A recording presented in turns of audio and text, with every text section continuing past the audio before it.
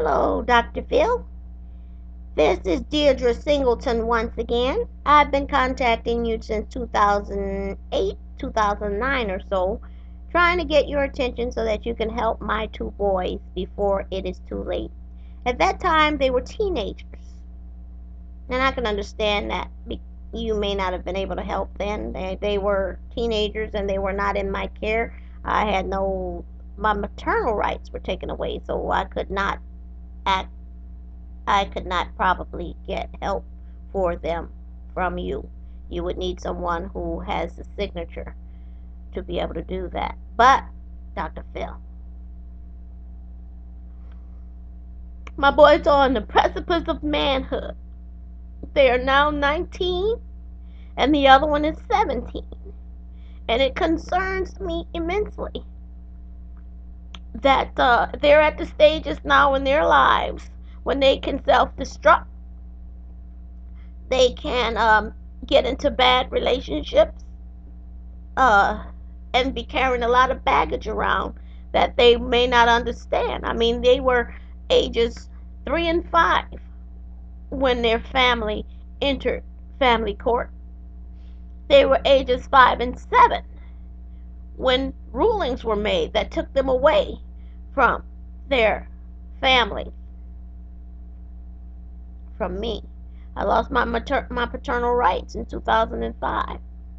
My not paternal rights, my parental rights in 2005. Their dad died in 2000. I don't know. I done lost track of these calendar years. Their dad died in 2003. He was executed by my father, and I was, of course, given a label and put into the court system, the family court system, and accused of being neglectful, abandonment, and on drugs and homeless and just all kinds of stuff. The paternal mother, she was a social worker, so she knew what words to throw around the family court system to be able to relieve me, or that's not the right word, relieve me, to be able to have my parental rights removed, and that's exactly what happened in 2005.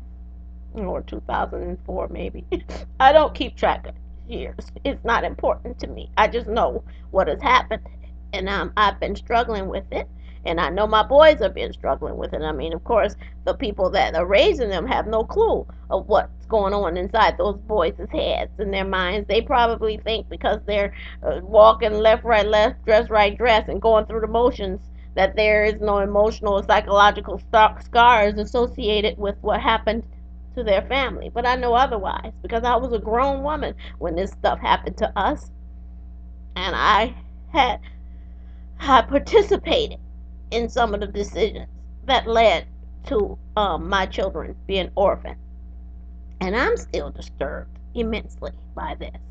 And so why I come to you, Dr. Phil, is so that my children, now that they're adults, can try and get some relief from this situation by understanding or being able to talk to you, someone who has resources that can help them to negotiate what lies ahead. See, they only spend 18 years in adulthood, in childhood, but they have the rest of their lives to spend in adulthood. And if they don't navigate these waters properly, I'm afraid that the next system in America that's going to be dealing with our kids, with my kids, is the criminal justice system. Family court is done with us. There's nothing else family court can do to, for, or against us. And I promise you, they did nothing for us. Everything they did was against us. And when I say us, I mean me and my two boys. See, they come from a family of 4, but now we're 3. But those children have no idea that they were loved by me, because based on what they've been told, they told that I was not bonded to them, I was neglectful to them, that I was homeless and in the streets, and I was on drugs, and they just have the most negative views about their family. But I promise you, Dr. Phil, if I had abandoned my children, neglected my children, I would not have been still concerned about them what, almost 20 years later. But I am concerned because this is a time in their lives when they can get into bad relationships that are inappropriate because of how they may feel about themselves, low self-esteem. Abandonment is a big problem if children have abandonment issues, and that's not true. They should know that they were never abandoned. It's time they can fall into drugs when if they don't have, because all of this stuff happened to their family before they had even um had any coping skills, were able to even develop coping skills. My kids were not even out of nursery school when their family went to uh got blown up and they lost both their mom and their dad. And that's hurtful. You can't overcome. The boys are emotionally scarred and they will be scarred for life. But what they have to do, and what I hope to have you help us do, is to be able to find ways to cope with this as adults. Because, see, as adults, they can drive and drive too fast and get caught up in bad accidents, or they can drink, or they can do drugs, or they can be promiscuous, or they can be abusive, domestic abuse. They can get in relationships they don't know how to handle. The next thing you know, they smacking women around. And you know, the next, like I said, the next system that's going to be dealing with my boys is going to be the criminal justice system if we don't help them navigate these waters. And that's why I appeal to you, Dr. Phil. And I will be appealing to you until my death or my incarceration. Because these boys need your help. And I need your help. I've done everything that I could do. I mean, I can't put everything on tape. I'm going to make this tape short. I'm going to close it down and hope that you can help. And I would ask you to go to my boys' website, 2singletonboys.com. That's the number 2. Then that's SINGLETONBOYZ.com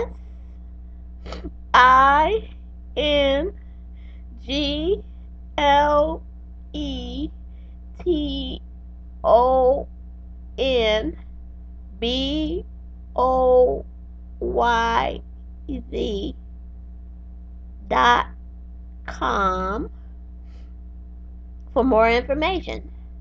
You can also befriend Reginald Terrence Singleton on Facebook. So the way the name is on Facebook, it's, oh no, it's not even Singleton, it's Singleton. So it's Reginald REGINALD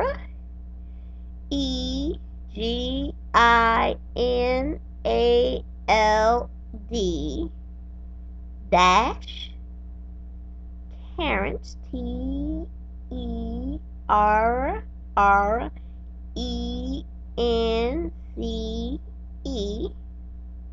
So that's Reginald Terrence Motsington, MOTTSINGLETON.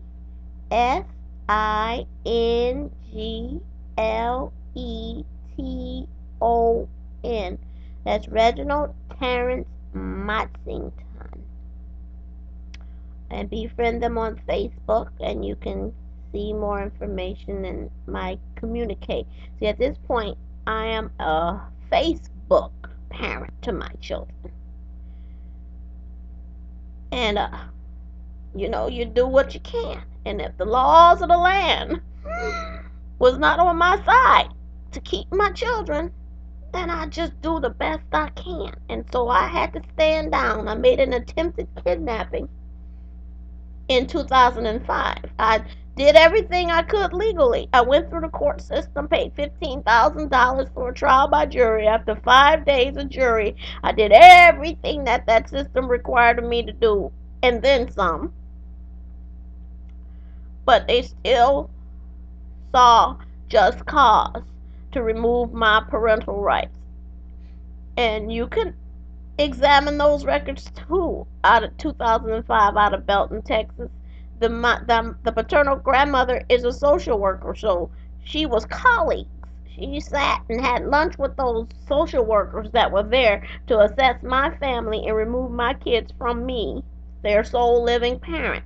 But she had lunch with those people, And she tossed my name around and dragged and just told those people what they needed to hear because she knew what to say because she's been in that system before. That was her job. That was her area of expertise. I had never been in the court system before, family court, criminal court, any other kind of court. So I was really out of my league. But, I did what was asked of me, and you would think that they would surely have had to have just cause. And I think you can examine those records and see there was not really just cause to have my kids removed from me. But when that happened, like I said, I did everything legally. Then after I lost custody of my kids, I moved to South Carolina, which is where my children were. That's where she took them to. And I made an attempted kidnapping, and I got arrested for that. Did 3 years after pleading out to attempted burglary. I was going to take my kids and move to, I purchased a boat and got everything that I needed to do, and we were going to go to Cuba, and I was going to seek asylum in Cuba. I know, that was crazy. It was irrational thinking at the time, but you do everything you can, and once I did my time, paid my debt to society for trying to take my kids back and raise my children. After I paid my debt to society for that, I decided to stand down. There was nothing else I could do, and I didn't want to keep, you know, repeating the same dumb mistake. And it was just time to stand down. And so I've been standing down since 2007 when I was released from jail, Charleston County Detention Center. But now my children are going to be adults. And it's time for me to no longer stand down. But I want help. Because this situation is dire, it's critical, and it's a matter of life, death, and criminal activity, criminal cases. Because our family, the family of Reginald Terrence Singleton, the MD, is no longer going to be at the mercy of family court. The next time any of his family members, the family he created, see another court system, it's going to be criminal court. And so I need help. My dad said the pen is mightier than the sword. And so far, for the past 15, 16 years, I've been using my pen. Okay. The pen is mightier than the sword. And I've been using my pen and communicating as best I can to my sons so that someday when they read, they will know that they were loved immensely. And I never gave up on them. However,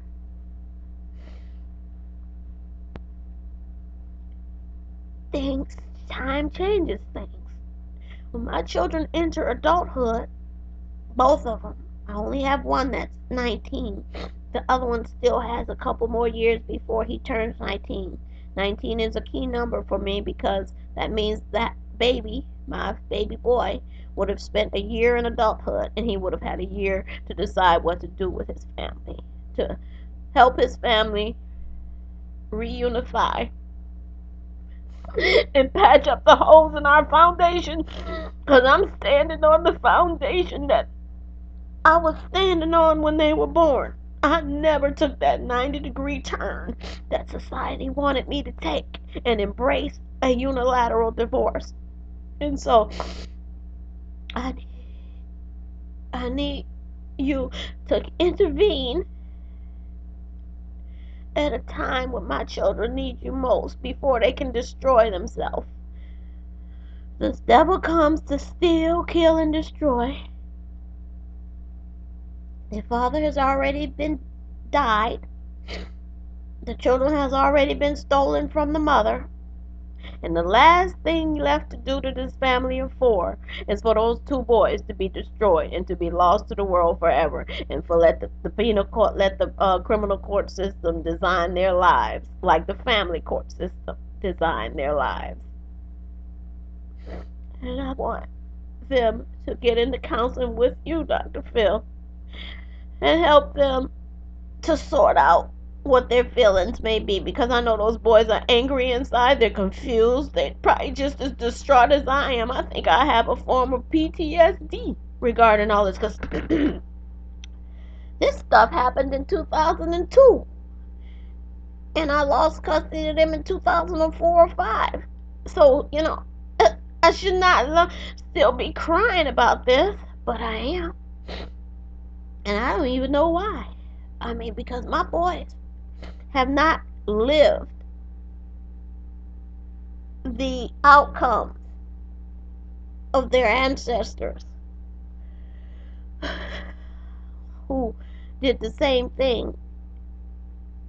A story was written just a little bit different. My grandpa Lester left his wife with 11 kids back in the 1950s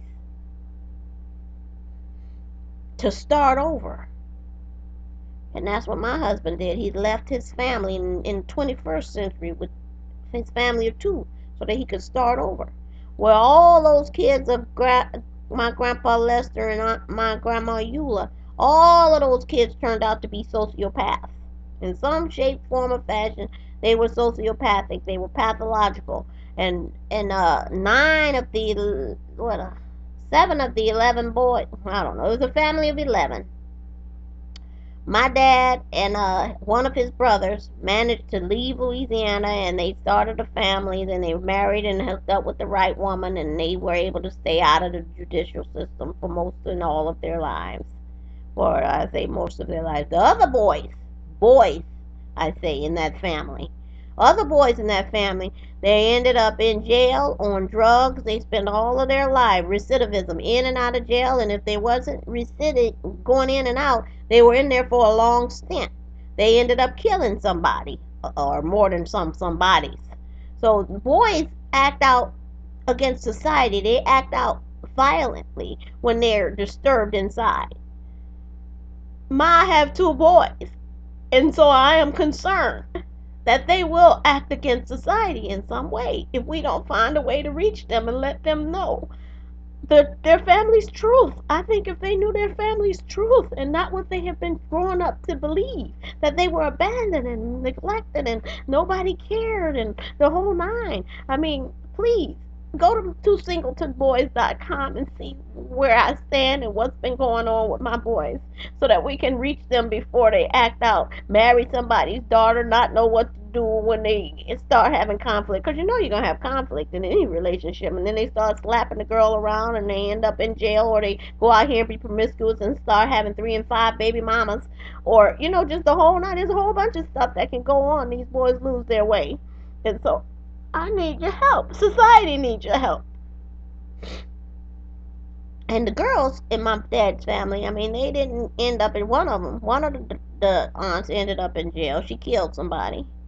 But most of the problems with these girls is they ended up in relationships that they shouldn't have been in, getting pregnant, having babies out of wedlock, and on the welfare rolls and stuff like that. So, like I said, Grandpa Lester in 1950s wanted to start over, and he left his God-loving, God-fearing, devout Christian wife to start over. And that grandmother was left to raise those 11 kids, and they all turned out to be sociopaths, including my dad. And I have 2, so I can't lose my 2 to the same outcomes as those people in the 1950s. I mean, my boy's story is a little bit different because they didn't grow up in abject poverty after their father's death. My boys were in a multi-million-dollar household. They had at least close to $2 million worth of life insurance. $1 million policy, the policy that you get from the military, which is I think about $300,000, plus Social Security survivors benefits that they got all of their growing up to be their child support.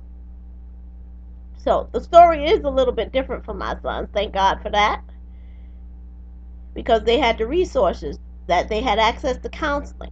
They could go to the best of schools in the whole nine.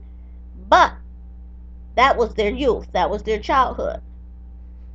Now they're adults. And we need to change that story too, Dr. Phil. We need to change the story for my children's adulthood. I don't want them to grow up to be sociopaths and have the penal system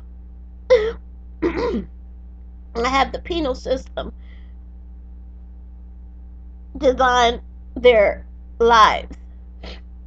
They were born with silver spoons. They were blessed. They were in a good, decent family, the family of four, Christian household. But things went awry. Like I said, their father took a 90-degree angle, got off course, and put us on this path and all its ripple effect.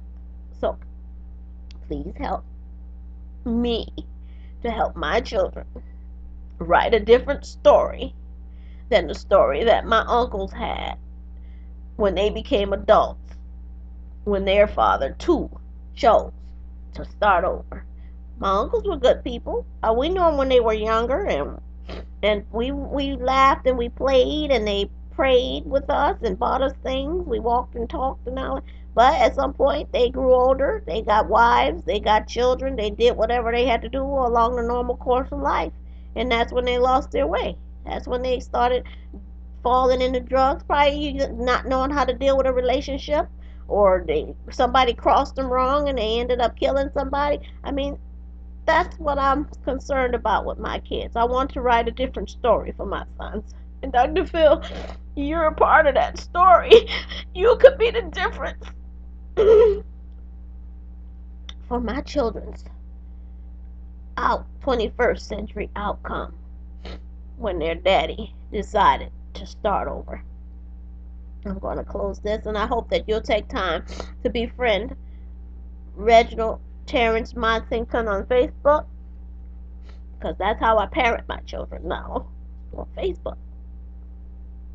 And go to twosingletonboys.com, the website that's been established for quite some time now, and update yourself.